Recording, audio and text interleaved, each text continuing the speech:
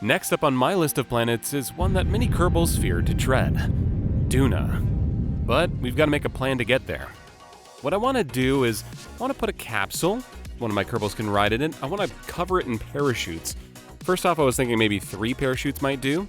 I'm going to add a tank underneath that with 4 tanks flanking it. Each one will be connected to it with a decoupler, and they will have the landing legs.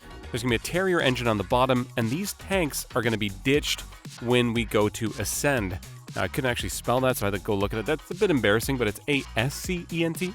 I'm going to put a heat shield underneath. This will protect us as we come through the atmosphere, was my thought. We can decouple that, and that's where our lander's going to be sitting above it, and that's our fairing, protecting it all. And below it, just a big ol' nuclear transit stage to bring us from planet to planet. And yeah, profit? I don't know. So here I am building the thing. I'm going to go ahead and put our pod on here, slap a couple of parachutes on the side. Now, this doesn't go exactly the plan, but you'll see as that goes along. I'm going to add a bunch of these little Oscar B tanks. I think that's what they're called. They used to be called that. And a little ladder at the very bottom here. Add our Terrier engine. Slap these on the side. I had to do a bit of research to see if the Terrier engine could actually even take off from the surface of Duna. Turns out it can, but it's not that strong, so you might want to think about a heavier, stronger engine if possible. Gonna slap our science on the side, and then I put a little bit of a structural component down here and an SAS module to give us a bit more control and a bit more space. Respectively, I guess other way around. Anyways, there's our fairing, and it comes up here and closes the whole thing in.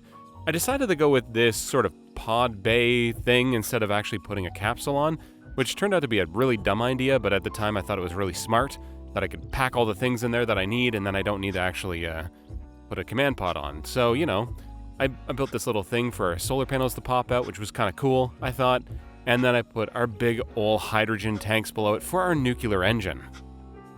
Flanking that is 4 more of these tanks that actually are too high and are a little bit skinnier, just to kind of keep the whole profile a little bit less bulky. I put one nuclear engine at the bottom, which is, going to be very, it's going to take a long time to thrust enough to get to where we're going, but it's going to be super duper efficient, was my thought. And then I fought with the fairing for what felt like ages. I just kept closing it and closing it and closing it, but it just wouldn't close, and I was about to give up when finally it went on. So there we go.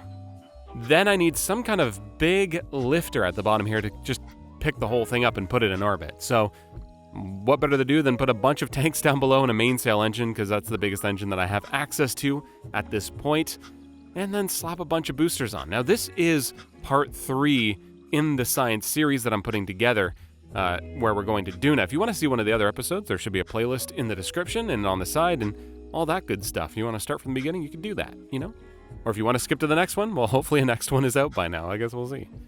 So, just finishing up here, I put a little communication on the back, put some solar panels, ended up looking like a face, which was kind of cute, and then I just made sure that all the solar panels that I wanted were in an action group so that I could turn them all on with one button click, which is always nice. And then I chose some suiting colors for what is a beautiful Duna surface. And here we are on the launch pad. Easy as that, right? This thing is going to work first try, I'm absolutely certain of it. And actually, as it took off, I was pretty sure that it just might, because it was looking super clean. If you look at that nav ball, it is not jittering, it's clean. Looking at the actual launch itself, everything looks good. I was like, wow, I put this thing together perfectly. It is going to plan. But as I started doing the orbital turn, things started getting bad pretty quick. I noticed that even though I barely turned it on its side, it wanted to flip pretty much instantly. So there it goes. And it's time to go back to the drawing board. Now I hoped that this would be as easy as just slapping a couple of stabilizers on, so that's what I did. You can see them lining the bottom here around the boosters. And looking at the nav ball again, it was very clean, it was going very straight. And now, again, just trying to tip over just slightly to try to get turning into an orbital turn by the time we get up to 10 kilometers.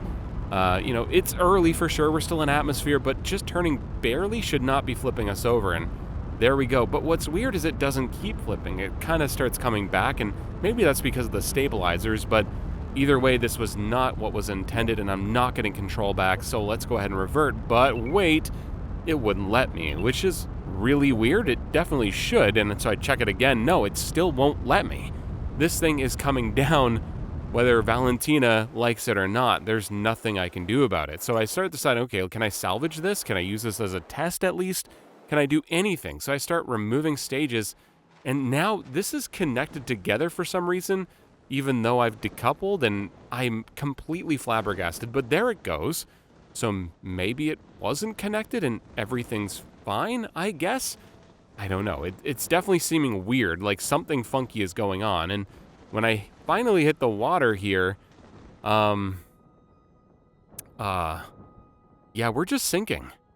Even though the parachutes are open, this thing is just, it's going to the Mariana Trench, and it's not coming back. And so I finally decide, okay, let's try decoupling. Maybe that will work. And it kind of does. It looks like maybe I'm going back up, but yeah, those are still going down, so I can recover. So we're fine. We're good. Let's try again. And this time, we make it to space. Everything's looking great. As I get a few beauty shots here of the actual craft, I get back inside. Everything on this mission has been nominal. We haven't had any jitters, any stutters. Everything is looking good. And so we go ahead to go to the next stage, and for some reason, our extra nuclear tanks fall off, which was not intended. And then we go ahead and try to do the next stage, because why not? And again, nothing really is making any sense. The bottom stage seems to be leaving, but also is somehow connected. And you'll see here in a second, when I rotate the ship, do you see the bottom is also rotating? Yeah, so this is, you can see it rotating there very clearly. It's definitely still connected in some way, and there it goes. The whole ship just completely blows up or something. It's gone. And there's no way to revert, so I guess Valentina's just dead. So I try it a few more times. This is kind of how it went for a while, where I would just launch and see what happens, and in this case, I could see that it was wobbling already for no real reason at all. So I verify the integrity of the files, which is a very important step, and I try to launch it again, and pretty much right away, just full-on rapid unplanned disassembly. And this RUD doesn't make any sense, because this ship has been able to work multiple times, so why isn't it working now, right? Doesn't make any sense at all, and so I give it another shot just to be safe, and right away, see that nav ball jiggling around. Something is going terribly, terribly wrong. And you can see it quite evidently there when one of the SRBs turned into an impromptu missile. So I come back in the VAB, and now the whole ship is somehow underground and all of its stages are messed up. So I painstakingly went through and moved all the stages into their correct locations, and now navball is perfectly straight and the ship flies like a dream. With no changes made to the ship whatsoever, this thing is now flying perfectly. So all I can chalk that up to is just a giant bug in the game, messing with everything. The Kraken has stricken again, and I have been its last victim. So it is what it is. I go ahead and decouple there, and the bottom stage just disappears, which is not a good sign. And then, because of some bad staging from all the staging issues I had to do, we decouple our pod along with activating the engine, and the whole mission is screwed. So even though everything went perfectly, that mission also gets screwed. So here I am again, getting ourselves back in the orbit for what felt like the, 10th time or something. But this time everything is working pretty well, and we actually go ahead and get our encounter with Duna. So we're finally off to the races. I'll go ahead and I'll extend all of my solar panels now and just see how that works. I actually really like the way this works, where the door opens up and reveals all these extending panels. I really loved that. I think that design's really cool. I might use that again. Release the fairing from the lander, because why not? Let's just go ahead and remove any extra mass and get everything uncovered.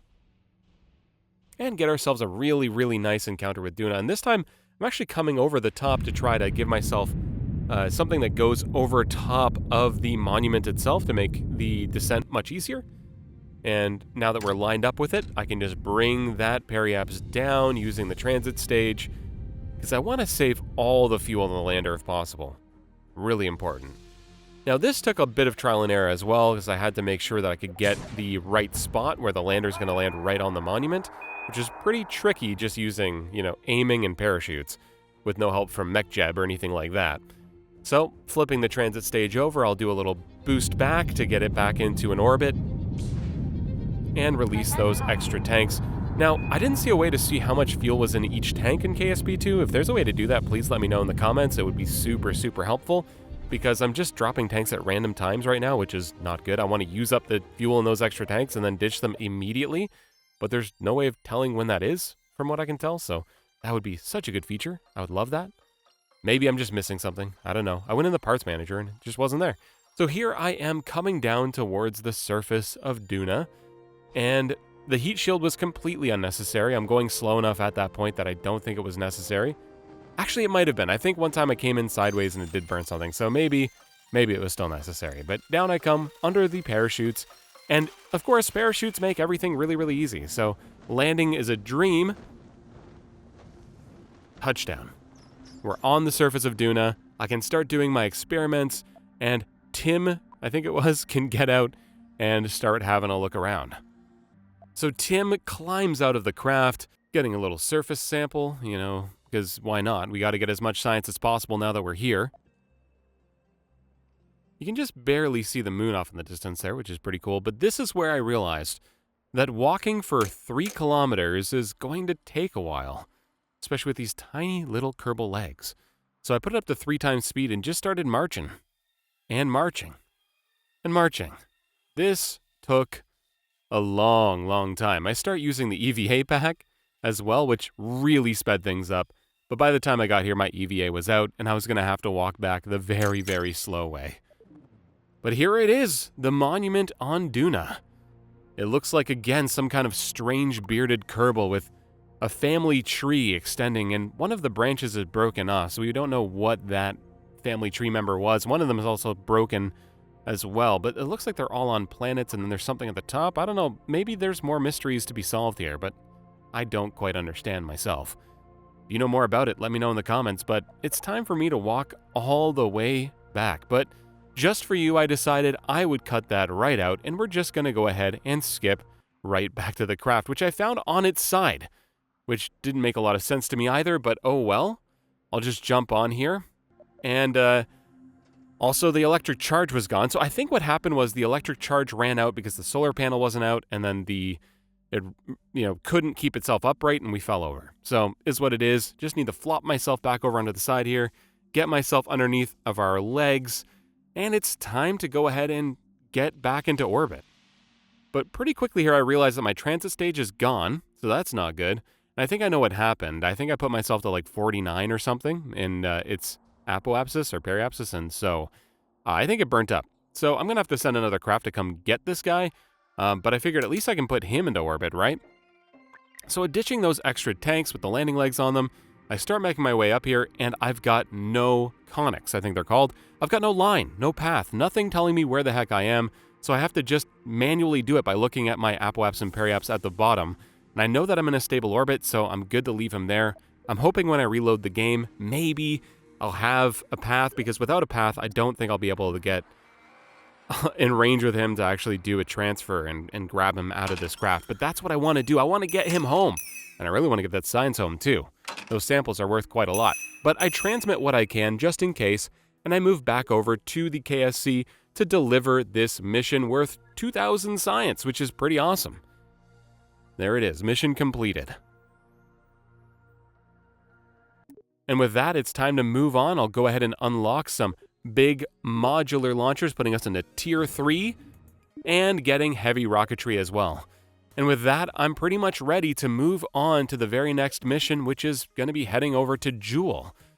And I guess if you enjoyed this video and you want to see the next one, subscribe, and we'll see you over there on that very new video.